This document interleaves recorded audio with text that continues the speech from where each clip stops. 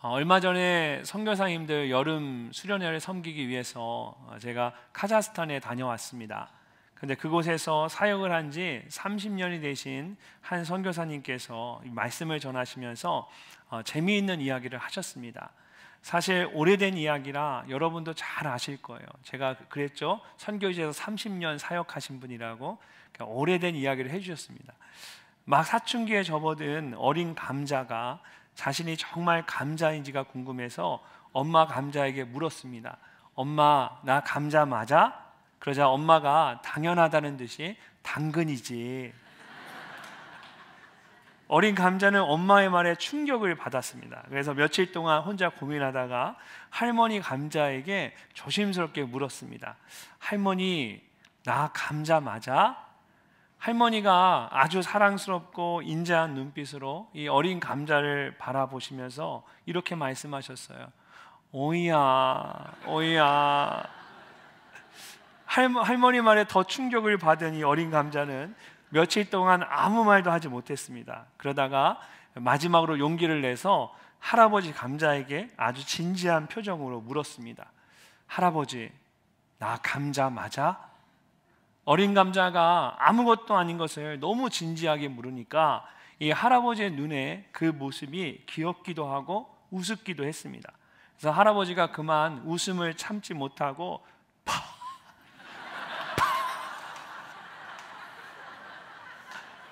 그 순간 어린 감자는 집을 뛰쳐나갔다라고 합니다. 멀리 카자흐스탄까지 가서 몇십 년이 된 것 같은 오래된 이야기를 듣고 순간 제가 당황했습니다. 선교사님들은 다 웃으시는데 이걸 제가 웃어야 할지 말아야 할지 판단이 서지 않는 겁니다. 근데 이번 주에 말씀을 준비하면서 갑자기 그 오래된 이야기가 다시 생각이 났습니다. 그냥 가볍게 웃고 넘어갈 수 있는 재미있는 이야기이지만 사실 조금만 더 생각해 보면 그냥 가볍게 넘어갈 수 있는 이야기는 아닌 것 같았습니다. 실제로 누군가의 말 한마디에, 그 가벼운 말 한마디에 한 사람의 삶이 완전히 바뀔 수가 있습니다. 아니면 그만이지 뭐. 이런 세상에 가벼운 말들, 악한 말들이 너무나 많은 거예요. 그래서 잠언 18장을 보면 죽고 사는 것이 혀의 힘에 달렸나니 라고 말씀합니다. 그리고 잠언 12장 18절은 좀 더 구체적으로 말의 힘에 대해서 이렇게 말씀합니다. 칼로 찌른같이 함부로 말하는 자가 있거니와 지혜로운 자의 혀는 양약과 같으니라.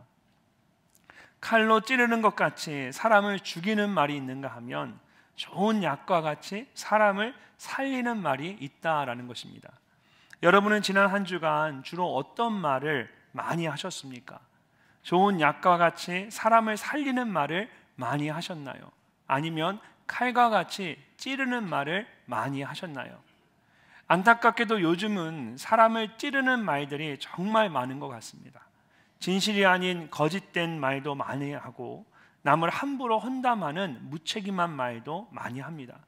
온갖 욕으로 가득한 악한 말들, 사람을 우습게 만드는 아첨하는 말들, 자신을 자랑하는 허황된 말들 등 좋지 않은 말들이 너무나 많습니다. 사실 이 말은 아주 귀한 것입니다. 창세기 1장을 보면 하나님께서 처음에 세상의 모든 것을 창조하실 때 말씀으로 창조하셨습니다.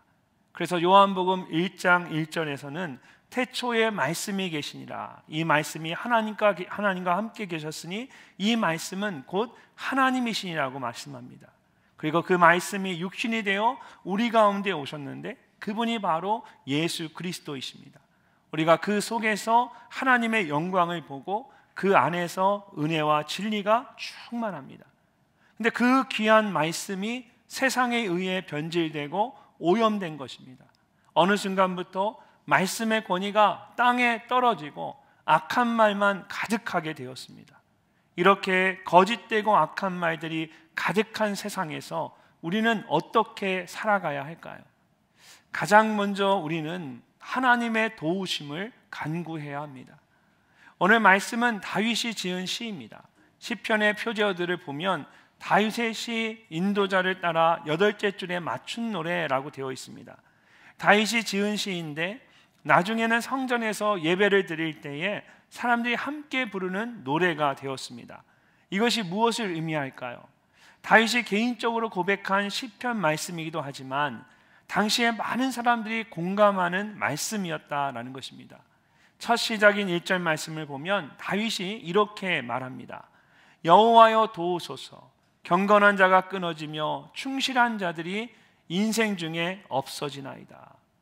다윗이 여호와여 도우소서라는 간구로 시편 12편 전체 말씀을 시작합니다.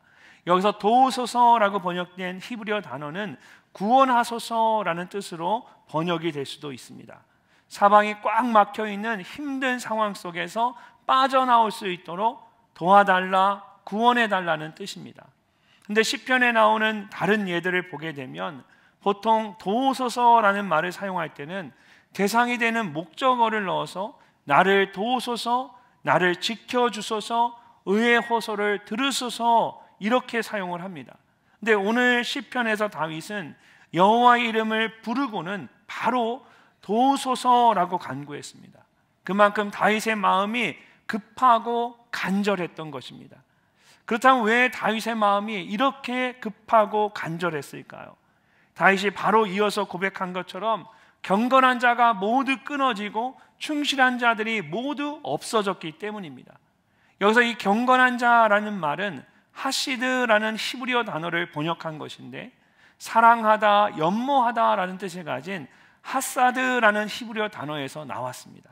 그래서 이 단어에는 누군가를 사랑하거나 연모하는 모습이 담겨져 있습니다. 특별히 이 단어가 구약 성경 안에서 32번 사용되었는데 모두 하나님과 연관되어서 사용이 되었습니다. 주로 사람이 진심으로 하나님을 사랑하는 모습이나 하나님이 사람을 진심으로 사랑하는 모습을 나타내는 데만 이 단어가 사용된 겁니다. 그래서 다윗이 말하는 경건한 자는 하나님을 진심으로 사랑하는 자를 말하는 것입니다. 그런데 그런 사람들이 모두 끊어졌다라는 것은 더 이상 그런 사람들을 찾아볼 수 없다라는 것입니다. 다윗은 그의 주변에서 하나님을 진심으로 사랑하는 사람을 더 이상 찾을 수가 없었습니다. 또한 충실한 자들이라는 말은 믿을 만한 성실한 사람을 의미합니다. 특별히 이웃과의 관계에서 항상 변함없는 듬직한 모습을 보여주는 사람들을 말하는 것입니다. 그런 사람들은 늘 이웃을 먼저 생각하고 자신의 책임을 다합니다. 그래서 언제나 신뢰할 수 있고 믿을 수가 있습니다. 그런데 그런 충실한 사람들이 모두 없어졌습니다. 형체도 없이 완전히 사라져버린 것입니다. 마치 아합 왕에게 쫓기던 엘리야가 하나님께 오직 나만 남았습니다 라고 말했던 것처럼 다윗은 경건한 자나 충실한 자들을 도무지 찾아볼 수 없는 악한 세상 가운데 나만 홀로 남겨진 것 같았습니다. 여러분에게도 이런 마음이 들 때가 있지 않으십니까? 사실 경건한 자는 하나님과의 관계를 말하는 것이고 충실한 자들은 사람들과의 관계를 말하는 것입니다. 그래서 경건한 자가 끊어지고 충실한 자들이 없어졌다라는 것은 하나님과의 관계가 끊어지고 사람들과의 관계도 끊어져 없어졌다라는 뜻입니다. 이 말은 이것이 어느 한 개인의 한 사람만의 문제가 아니라 우리 모두의 문제라는 것을 말하는 겁니다. 여러분, 사실 우리 모두의 삶은 두 가지의 관계로 이루어져 있습니다. 하나님과 나와의 관계이고 나와 이웃과의 관계입니다. 그런데 경건한 자가 모두 끊어지고 충실한 자가 모두 사라진 것처럼 이 두 관계가 모두 문제라는 것은 이것이 그냥 한 사람의 문제가 아니라 이 총체적인 사회 전체의 문제라는 것입니다. 실제로 오늘날 우리가 살아가고 있는 세상을 보면 하나님을 진심으로 사랑하는 경건한 자들을 찾기가 점점 더 힘들어지고 있습니다. 그러면서 믿을 만한 충실한 자들을 찾기도 점점 더 어려워지고 있습니다. 그래서 마치 다윗처럼 홀로 남겨진 것 같은 마음이 들 때가 많습니다. 이런 상황 속에서 우리는 어떻게 해야 할까요? 2절을 보면 이런 상황에 대해 다윗이 이렇게 말합니다. 그들이 이웃에게 각기 거짓을 말하며 아첨하는 입술과 두 마음으로 말하는도다. 여기서 그들은 경건한 자와 충실한 자들이 하나도 없는 세상 사람들을 말하는 것입니다. 그들은 항상 거짓된 말만 합니다. 여기서 거짓이라는 말은 텅 빈 공허한 무가치한 것을 말하는 것입니다. 진실이 하나도 없는 아무런 의미가 없는 말들만 하는 것입니다. 또한 그들은 아첨하는 말만 합니다. 이것은 부드러운 입술을 의미하는데 듣기에만 좋은 그럴듯한 거짓말을 하는 것입니다. 그렇다면 어떻게 세상 사람들은 점점 더 그런 거짓말, 거짓된 말이나 아첨하는 말만 하는 것일까요? 다윗이 말하고 있는 것처럼 그들이 두 마음으로 말하기 때문입니다. 이어서 이 두 마음은 그대로 직역하면 마음과 마음을 말하는 것입니다. 단지 잘 몰라서 한 마음으로 이랬다 저랬다 하는 것이 아니라 아예 사람들을 속이기 위해서 이 두 개의 마음을 가지고 있는 것입니다. 무엇이 진실인지를 잘 알면서도 다른 사람들을 속이기 위하여서 거짓말을 말하는 것입니다. 이런 마음은 절대로 하나님께서 기뻐하시는 마음이 아닙니다. 성경을 보면 하나님께서는 우리에게 한 마음을 주셨다라고 말씀합니다. 그리고 이것은 하나님과 마음을 같이 하는 것을 의미합니다. 그러므로 두 마음을 가진다는 것은 결국 하나님의 마음을 따르지 않는다라는 것을 의미합니다. 단순히 말과 행동이 다른 것이 아니라 하나님을 대적하는 것입니다. 사랑하는 성도 여러분, 하나님 앞에 오직 한 마음만 품으실 수 있기를 바랍니다. 두 마음을 품으면 세상 사람들처럼 거짓된 말이나 아첨하는 말을 할 수밖에 없습니다. 우리는 다윗처럼 한 마음으로 하나님의 마음에 합한 자가 되어야 합니다. 그럴 때에 우리가 거짓이 없는 진실한 말을 할 수가 있습니다. 3절 말씀을 보면 다윗이 그런 거짓된 말을 하는 사람들을 향해 이렇게 말합니다. 여호와께서 모든 아첨하는 입술과 자랑하는 혀를 끊으시리니. 자랑한다라는 것은 스스로를 높여서 하나님을 경멸하는 것을 말합니다. 얼마나 교만한 말입니까? 이처럼 거짓된 말이나 아첨하는 말은 결국 스스로를 높이는 교만한 말이 될 수밖에 없습니다. 그리고 하나님께서는 그런 말을 반드시 심판하십니다. 우리가 가진 한글, 우리가 가진 성경에는 단순히 끊으시리니 라고 번역이 되어 있지만 사실 히브리어로 된 원어로 보면 이 말은 굉장히 강한 표현입니다. 그래서 문자 그대로 번역을 하면 제거하다, 찍어버리다 라고 할 수 있습니다. 하나님께서 아첨하고 자랑하는 자의 혀를 찍어버리신다라는 뜻입니다. 그런데 하나님께서 이렇게 무섭게 말씀하시는데도 세상 사람들은 전혀 두려움을 느끼지 않습니다. 이어지는 4절 말씀을 보면 오히려 이렇게 말합니다. 그들이 말하기를 우리의 혀가 이기리라. 우리 입술은 우리의 것이니 우리를 주관할 자 누구리요. 세상 사람들은 그들의 거짓된 말과 아첨하는 말이 모든 것을 압도할 수 있다라고 말합니다. 무엇이든 마음대로 할 수 있다라고 생각하는 겁니다. 하나님도 그런 자신들을 어떻게 할 수 없다라는 것입니다. 성경이 사사시대 사람들의 악함에 대해 말하면서 그때 이스라엘의 왕이 없으므로 사람이 각기 자기의 소견에 옳은 대로 행하였다라고 말했던 것처럼 정말 악하고 교만한 사람들입니다. 다윗이 그런 세상 사람들 가운데 살고 있었던 겁니다. 여러분이라면 어떻게 하시겠습니까? 이렇게 악한 세상 가운데서 다윗처럼 한 마음을 품고 하나님 앞에 진실되고 겸손한 말을 하며 살아가려면 어떻게 해야 할까요? 처음 다윗이 간절한 마음으로 여호와여 도우소서라고 간구한 것처럼 하나님의 도우심을 간절히 구해야 합니다. 그것만이 이 악한 세상 가운데서 우리가 한 마음을 품고 바른 말을 하며 살아갈 수 있는 유일한 길입니다. 사랑하는 성도 여러분, 야고보서 3장 2절을 보면 성경은 우리에게 이렇게 말씀하십니다. 우리가 다 실수가 많으니 만일 말에 실수가 없는 자라면 곧 온전한 사람이라 능히 온몸도 굴레 씌우리라. 만약에 말에 실수가 없으면 온몸도 능히 다스릴 수 있다라는 말씀입니다. 혹시 아무 생각 없이 나오는 거짓된 말이나 아첨하는 말, 인간적이거나 교만한 말로 인해 힘든 분들이 계십니까? 아마 누군가에게 그런 말을 들어서 힘든 분들도 계시고, 또 본인이 자꾸 그런 말로 누군가에게 상처를 주는 것 같아서 괴로운 분들도 계실 것입니다. 좋지 않은 말로 인한 상처가 쉽게 아물지 않는 것처럼 좋지 않는 말의 습관도 쉽게 고쳐지지가 않습니다. 그렇기 때문에 더욱 하나님의 도우심을 간구해야만 합니다. 경건한 자가 모두 끊어진 것 같고 충실한 자들이 아무도 없는 것 같아도 하나님께서 그런 세상 가운데서 여러분을 지켜주실 줄로 믿습니다. 거짓된 말과 아첨하는 말이 가득한 세상 가운데서 다윗처럼 하나님의 도우심을 간구하는 여러분이 되시기를 주님의 이름으로 축복합니다.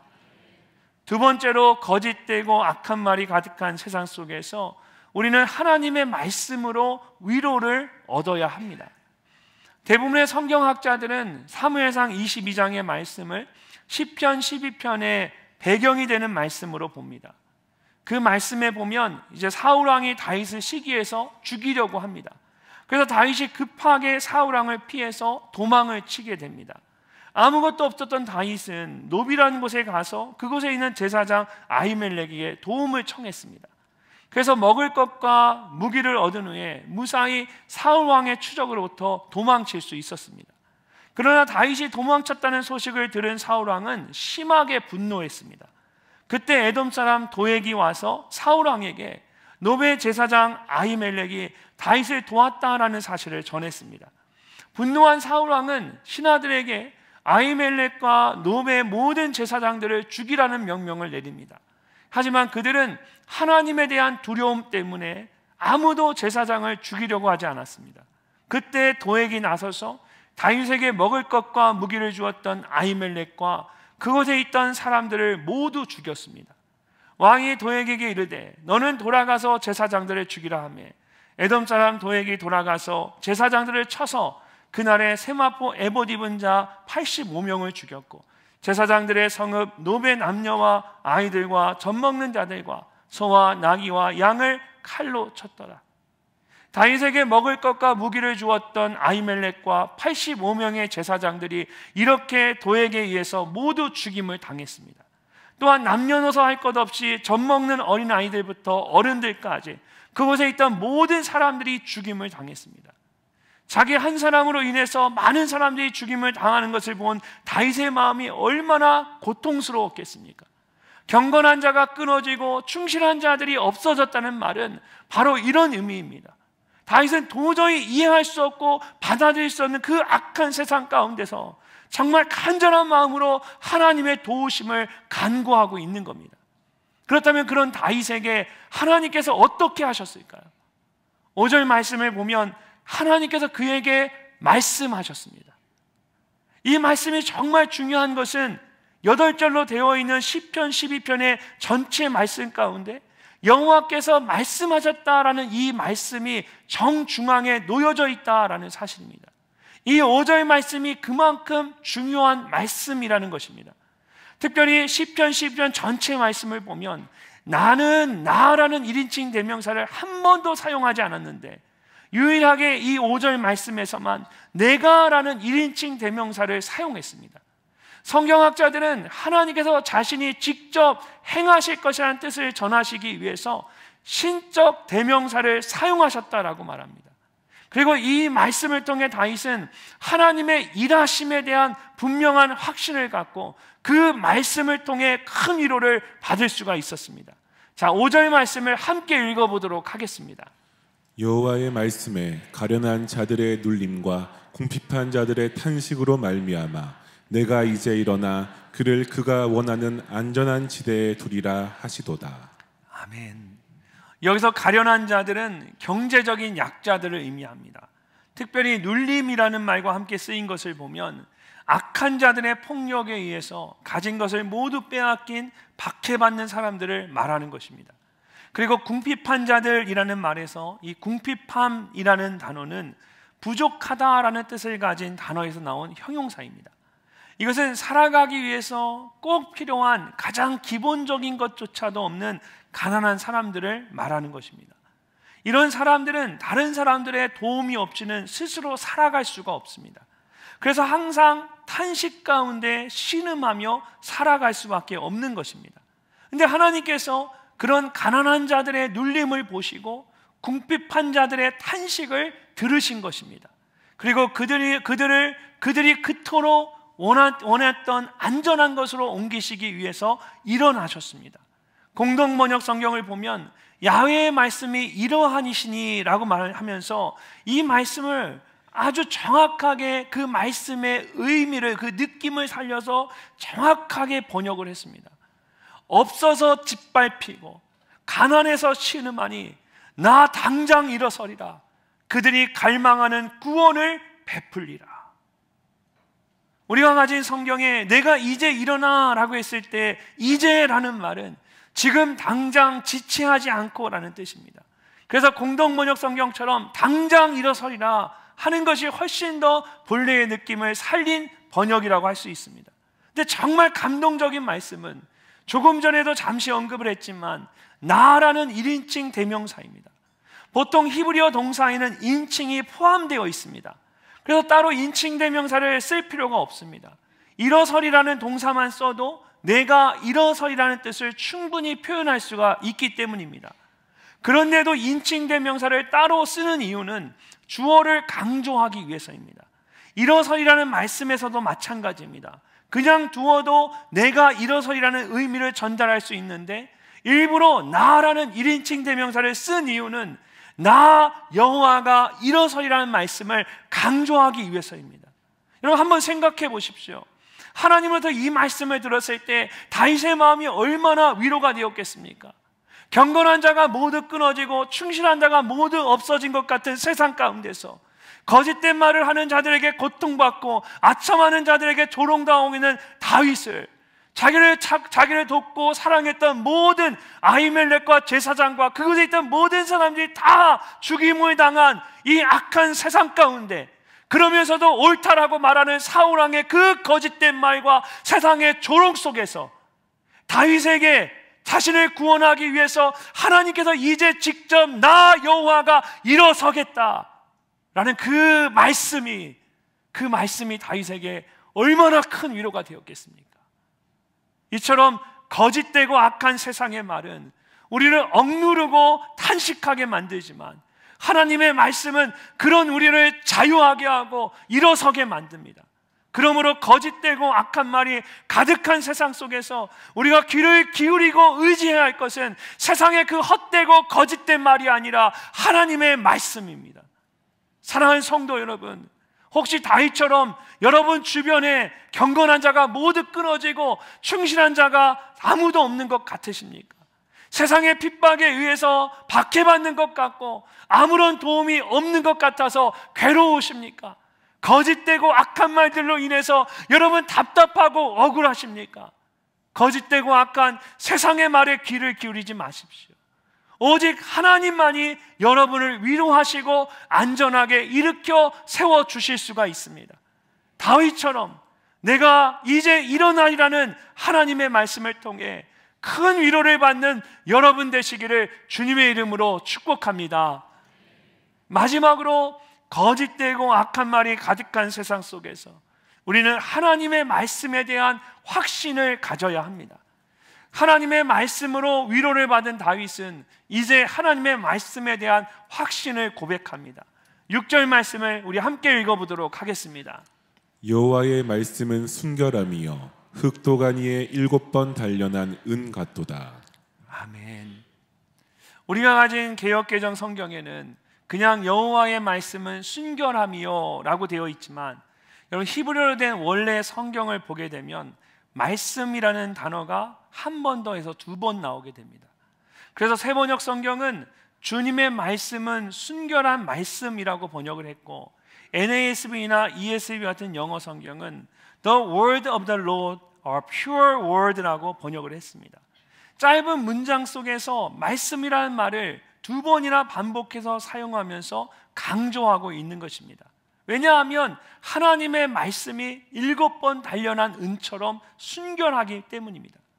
여기서 말하는 이 순결함은 제사에 사용되는 제물과 같은 순결함을 의미하는 것입니다. 레위기 말씀을 보면 소나 양이나 염소와 같은 제물을 하나님께 드릴 때에 흠이 없는 순결한 것을 드리도록 했습니다. 소나 양으로 화목 제물을 여호와께 드리는 자는 기쁘게 받으심이 되도록 아무 흠이 없는 온전한 것으로 할지니. 이렇게 하나님께 드리는 제물처럼 하나님의 말씀은 아무 흠도 없는 깨끗한 말씀이라는 겁니다. 심지어 흙 도가니에 7번 단련한 은과 같다라고 합니다.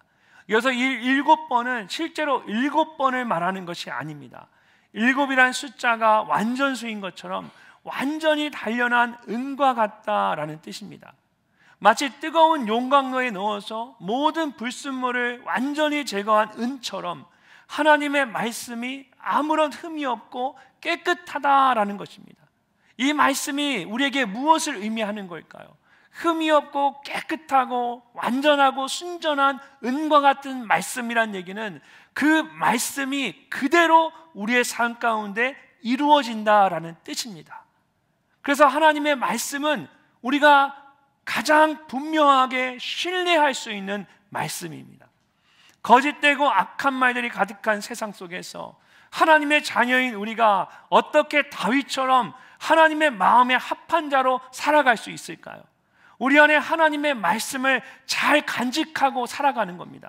날마다 마음의 말씀을 품을 뿐만 아니라 그 말씀으로 우리의 마음을 계속해서 쪼개서 하나님의 말씀으로 단련해야 합니다.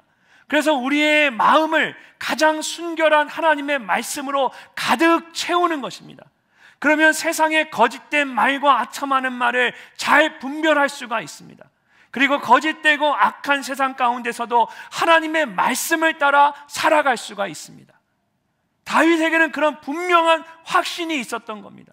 하나님의 말씀이 순수하고 거짓이 없기 때문에 어떤 인간적인 의심 없이 그 말씀대로 살아가면 그대로 이루어질 것을 믿었던 겁니다. 그래서 7절 말씀을 보면 그가 이렇게 선포합니다. 여호와여 그들을 지키사 이 세대로부터 영원까지 보존하시리이다. 이 말씀에서도 우리가 가진 개역개정 성경은 여호와여 그들을 지키사라고만 되어 있지만, 여러분 히브리어로 된 원래 성경을 보면 당신이라는 2인칭 대명사가 따로 쓰여져 있습니다. 주어를 강조하기 위해서 일부러 사용한 겁니다. 그래서 세번역 성경을 보면 주님께서 우리를 지켜주십시오 라고 번역이 되어 있고, ESV 영어 성경은 You, O Lord, will keep them 이라고 번역이 되어 있습니다. 세상에 어떤 사람이 아니라 하나님께서, 주님께서 우리를 지켜주실 것이라는 분명한 확신을 말하고 있는 것입니다. 특별히 이 지키신다라는 말에는 3가지 정도의 의미가 담겨져 있습니다. 먼저는 한밤중에 파수꾼이 잠을 자지 않고 밤새도록 사람들을 지키는 것처럼 불꽃 같은 눈동자로 우리를 바라보며 지켜주신다라는 겁니다. 두 번째는 언약과 같은 약속을 끝까지 지키심으로 우리를 영원히 그 언약 안에서 지켜주신다라는 뜻입니다. 마지막으로 광야에서 이스라엘 백성들을 구름기둥과 불기둥으로 보호하시고 인도하셨던 것처럼 우리를 보호하시고 인도하신다라는 뜻입니다.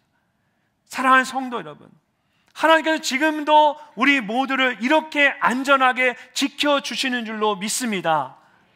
어두운 밤에도 불꽃 같은 눈동자로 지켜보고 계시고 영원한 언약 안에 붙잡아 주시고 구름기둥과 불기둥으로 인도해 주십니다. 말씀 가운데 그런 확신이 여러분 모두에게 있으시기를 주님의 이름으로 축복합니다. 또한 다윗은 여호와 하나님께서 이 세대부터 영원까지 우리를 보존하신다라고 선포합니다. 처음에 다윗이 말한 것처럼 때로는 경건한 자가 모두 끊어진 것 같았고 충실한 자들이 하나도 없는 것 같을 때가 있었습니다. 마치 나만 홀로 남겨진 것 같았던 겁니다. 그러나 하나님의 말씀을 따라 살아가는 사람이 완전히 없어지는 일은 절대로 없습니다. 왜냐하면 다윗이 하나님의 말씀해 주시는 확신 가운데 스스로 선포하고 있는 것처럼 하나님께서 그들을 영원히 보존하시기 때문입니다. 여전히 이 땅 가운데는 하나님의 말씀대로 살아가고자 몸부림치는 경건하고 충실한 자들이 많이 있다라는 겁니다. 세상은 이야기합니다. 하나님의 말씀대로 살아가는 사람들이 누가 있느냐 말합니다. 세상에 하나님의 말씀대로 살아가는 것, 그 말씀대로 살아가는 게 얼마나 답답하고 어리석은지 아느냐. 세상에 그렇게 살아가는 사람이 이제 어디 세상에 있느냐? 세상은 우리에게 그렇게 이야기합니다. 때로는 그렇게 살아가는 내가 그런 사람들을 마주하게 되면, 그 악한 사람들을 보게 되면, 그렇게 살아가고 그렇게 억울함을 당하는 내가 때로는 답답하고 어리석은 것 같고 정말 내가 손해보고 사는 것처럼 느껴질 수가 있습니다. 그러나 하나님께서 우리에게 분명하게 말씀하십니다. 나의 말대로 살아가는 그 사람들을 내가 영원히 보존하고 지키겠다라고 말씀하십니다. 그러므로 거짓되고 악한 말이 가득한 세상 속에서도 여러분 절대로 낙심하지 말고 꿋꿋하게 믿음의 삶을 살아가십시오. 세상의 말에 귀를 기울이고 그 말에 우왕좌왕하지 마십시오. 하나님의 말씀이 살아계심을 믿고 확신 가운데 하나님의 말씀을 붙잡고 나아가십시오. 하나님께서 그런 여러분을 반드시 지켜주시고 승리하게 하실 줄로 믿습니다. 오늘 이 말씀을 함께 나누는 여러분 모두에게 다윗과 같은 그런 분명한 확신이 있으시기를 주님의 이름으로 축복합니다. 이사야 40장을 보면 한순간에 모든 것을 잃어버리고 바벨론의 포로로 끌려갔던 이스라엘 백성들이 깊은 절망과 혼란 가운데 빠져 있을 때 하나님께서 이사야 선지자를 통하여 그들에게 이렇게 말씀하셨습니다. 풀은 마르고 꽃은 시드나 우리 하나님의 말씀은 영원히 서리라. 이처럼 세상의 모든 것이 변해도 영원히 변하지 않는 것은 오직 하나님의 말씀입니다. 하나님의 말씀은 가장 순결한 은과 같이 깨끗합니다. 그렇기 때문에 반드시 여러분의 삶 가운데 하나님은 그 말씀대로 반드시 이루실 것입니다. 모든 것이 변하는 세상 가운데서도 영원히 변하지 않는 하나님의 말씀을 굳게 붙잡는 여러분 되시기를 주님의 이름으로 축복합니다.